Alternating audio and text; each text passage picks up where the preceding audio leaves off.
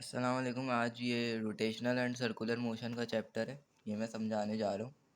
इस चैप्टर को समझने के लिए सबसे पहले हमें मोशन की दो टाइप समझनी होंगी। एक है ट्रांसलेटरी मोशन और एक है रोटेटरी मोशन। ट्रांसलेटरी मोशन वो मोशन होता है the motion of a body is said to be translatory if every point on the body undergoes same displacement. Same displacement पे जो जाए यानी स्ट्रेट मूव करे, स्ट्रेट लाइन में जाए, तो उसको हम ट्रांसलेटरी मोशन कहते हैं। और रोटेटरी मोशन जो होता है, body is said to be in rotatory motion if it's every particle moves in a circle. Circle के अंदर मूव करे, सर्कुलर मोशन करे, तो उसको रोटेटरी मोशन कहते हैं। और मजे की बात यह है कि ट्रांसलेटरी मोशन जो है वो फोर्स से रिलेट करता है और रोटेटरी मोशन जो है वो टॉर्क से रिलेट करता है। तो सबसे पहले हम समझते हैं टॉर्क क्या होता है। What is torque? Torque is a turning effect of force. Turning effect of force को हम टॉर्क कहते हैं। जैसे मेरे पास एक रेंज पाना है, सही है, और मुझे उसको उससे मुझे एक नट खोलना है, सही है। तो मैं उसको रोटेट करूँगा एक फिक्स पॉइंट के गिर्द, यानी जहाँ पे नट फिक्स हुआ हुआ होगा वहाँ पे मैं उसको रोटेट करूँगा। तो इसलिए जो है हमें टॉर्क पता करना होता है, सही है। टॉर्क है टर्निंग इफेक्ट ऑफ फोर्स। इसका फॉर्मूला क्या होता है? इसका फॉर्मूला होता है tau equal to F cross D. और ये टॉर्क की साइन है, सही है। इसको कभी कभी टॉ भी बोलते हैं, यानी आप ऐसे भी इसको बना सकते हैं, सही है। F cross R. तो एफ जो है यहाँ पे फोर्स होती है और आर जो होती है वो मोमेंट आर्म होता है। टॉर्क जो है वेक्टर क्वांटिटी है। वेक्टर और स्केलर का कैसे पता चलता है, इसकी मैं एक शॉर्ट ट्रिक बताने जा रहा हूँ। जब क्रॉस हटता है तो यहाँ पे साइन थीटा लगता है, लेकिन कभी जब डॉट प्रोडक्ट हटेगा तो वहाँ पे कॉस थीटा लगता है। और जहाँ जहाँ क्रॉस लिखा हुआ होगा वो वेक्टर होगी, और जहाँ जहाँ डॉट होगा वो स्केलर होगी, क्योंकि क्रॉस के अंदर डायरेक्शन होती है और डॉट के अंदर डायरेक्शन नहीं होती, सही है। उसका यूनिट क्या हो जाएगा? फोर्स का यूनिट न्यूटन होता है। आर जो है वो कोई भी एक डिस्टेंस है, मोमेंट आर्म यानी एक्सिस से लेके ऊपर तक का डिस्टेंस जहाँ से हम घुमा रहे हैं। तो आर जो है क्या हो जाएगा? मीटर हो जाएगा। तो ऐसा यूनिट टॉर्क का मीटर होता है। उसके बाद आते हैं इसके मैक्सिमम और मिनिमम पर। टॉर्क मैक्सिमम कब होगा? टॉर्क मैक्सिमम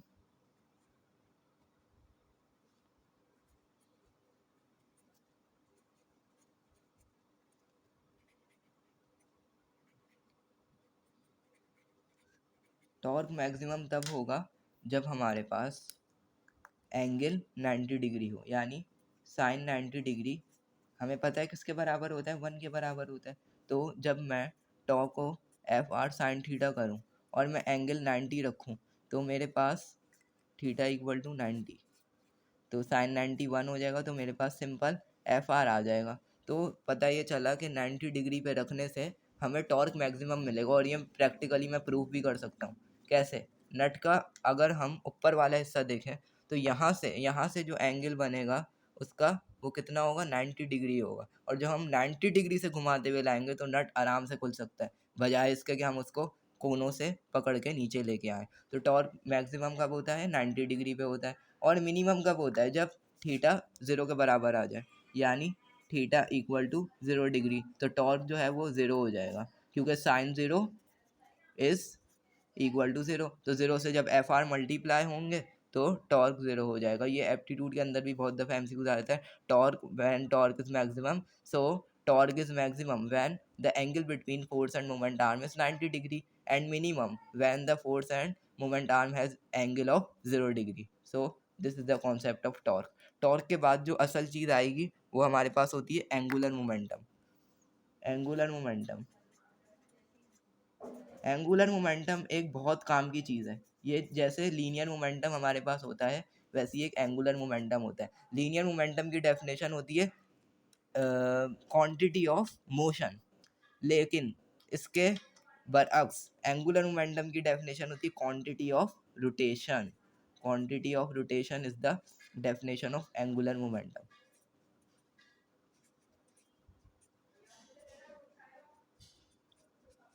है। और इसकी एक और डेफिनेशन ये हो सकती है कि क्रॉस प्रोडक्ट ऑफ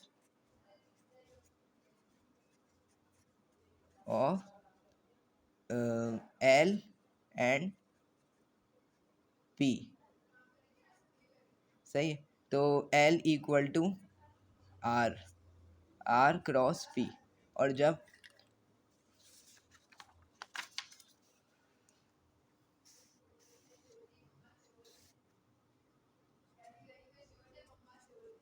पी जो है यहाँ पे मोमेंटम को रिप्रेजेंट कर रहा है, तो मोमेंटम का फॉर्मूला हम पहले ही पढ़ चुके हैं, क्या होता है एम वी। तो फॉर्मूला हमारे पास एम वी आर वी बन जाएगा, और एल को हम डोनेट करते हैं एंगुलर मोमेंटम से, यानी एंगुलर मोमेंटम का सिंबल है एल।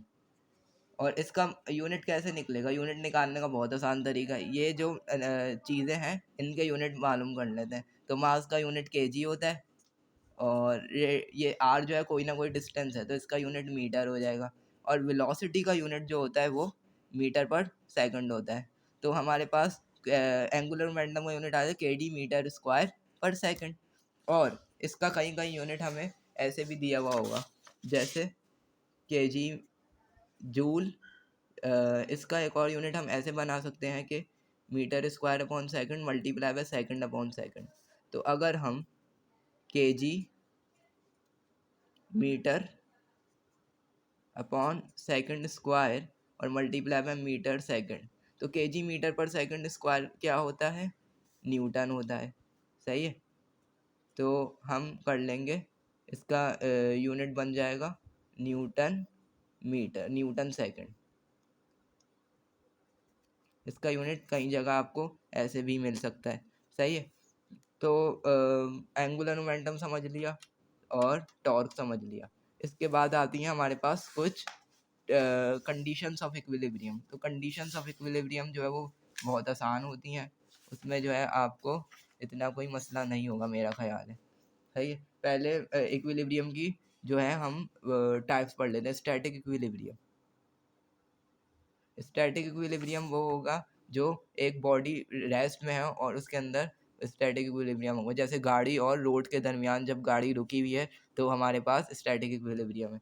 डायनामिक इक्विलिब्रियम कब होगा, जब गाड़ी और रोड के बीच दरमियान में ब्रेक लगे, ब्रेक अप्लाई किया हमने गाड़ी पर और वो हमारे ऊपर इक्विलिब्रियम लगाएगी, और उस इक्विलिब्रियम को कहते हैं डायनामिक इक्विलिब्रियम। उसके बाद आते हैं फर्स्ट कंडीशन ऑफ इक्विलिब्रियम। ये बहुत इंपॉर्टेंट है। ये अगर घर वगैरह बनाने हो तो उसके अंदर सारी फोर्सेस का सम ज़ीरो होना ज़रूरी है। अगर सारी फोर्सेस का सम ज़ीरो नहीं है तो हमारा घर कभी भी गिर सकता है। ये बहुत इंपॉर्टेंट होता है सिविल इंजीनियरिंग के लिए। उसके अंदर जो है उनको बताया जाता है बाकायदा कि submission of F X, submission of F Y, submission of F Z equal to zero होना चाहिए। उसके बाद सेकंड कंडीशन जो होती है हमारे पास, उसमें सम ऑफ ऑल टॉर्क, जो पूरी टॉर्क एक्ट कर रहा है बॉडी पे, उसका सम ज़ीरो के बराबर होना चाहिए। और सेकंड कंडीशन जो है वो रोटेशनल इक्विलिब्रियम के लिए होती है। सही है। इसके बाद जो है हमारे पास एंगुलर मोमेंटम, वही चीज़ है। तो इसके अंदर यही सारा समझने का था। और इसके अंदर मैं देखूं तो यहाँ पे मुझे न्यूटन मीटर और सेकंड मिल रहा है। तो न्यूटन मीटर जो है मेरे पास जूल के बराबर होता है। क्यों? क्योंकि वर्क का फॉर्मूला होता है एफ इंटू डी। तो फोर्स का यूनिट न्यूटन और डी का यूनिट मीटर। तो न्यूटन मीटर, वर्क का जो यूनिट हम कभी कभी बोलते हैं जूल भी बोलते हैं। तो ये दोनों किसके बराबर आ जाएंगे, जूल के बराबर। तो एंगुलर मोमेंटम का एक और यूनिट क्या आ गया, जूल सेकंड। और ये बहुत इंपॉर्टेंट है, ज़्यादातर ये इस्तेमाल होता है। वैसे तो आपको ये वाला भी बताया जाएगा कभी ना कभी, के जी मीटर पर सेकंड स्क्वायर, लेकिन ज़्यादातर जो इस्तेमाल होता है वो न्यू जूल सेकंड इस्तेमाल होता है। तो बस यही था इस चैप्टर में, और बहुत इंपॉर्टेंट चैप्टर है ये बोर्ड के अंदर जो है इसके एमसीक्यूज आते हैं, और मज़े की बात है बहुत आसान भी है, मतलब इसमें इतनी मुश्किल नहीं होगी।